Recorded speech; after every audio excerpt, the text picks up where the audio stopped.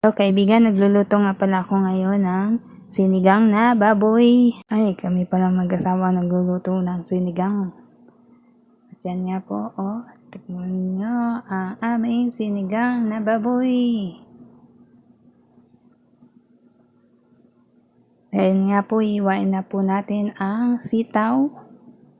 I-ready po na natin yan. Habang hinihiwa nga natin yan ay pinapakuloan na natin ang ating baboy.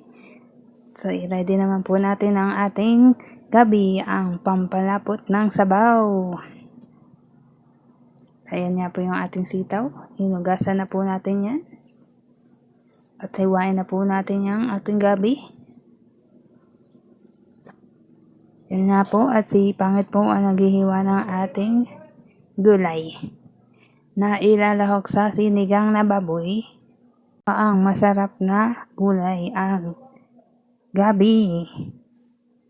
Ayan nga, hinihiwa na po natin ito ng maliliit na hiwa.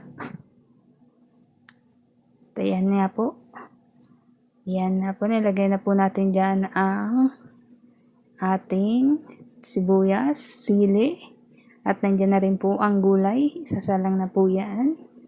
At i-ready ko na nga po itong kangkong.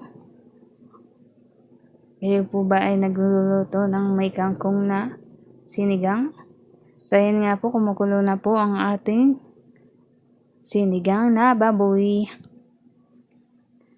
At palambutin lang po natin ito. So ayan nga po, kumukulo na. Malapit na rin po itong maluto. Nilagay na rin po dyan ang ating sitaw na gulay. At mamaya-maya po ay ilalagay na po rin natin ang ating gulay na kangkong. Tatakpan po muna natin para lumambot ang ating baboy. So yan na nga po, nilagay na nga po natin ang ating kangkong. Dahil malapit ang maluto itong sinigang natin.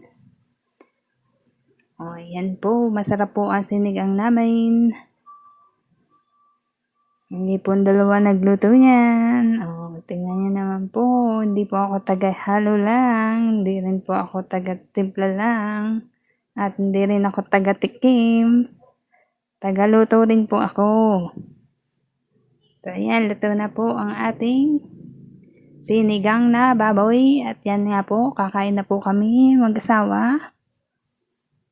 Yan. Naman. Yan.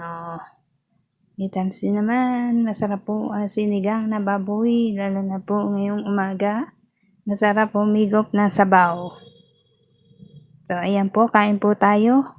And thank you for watching.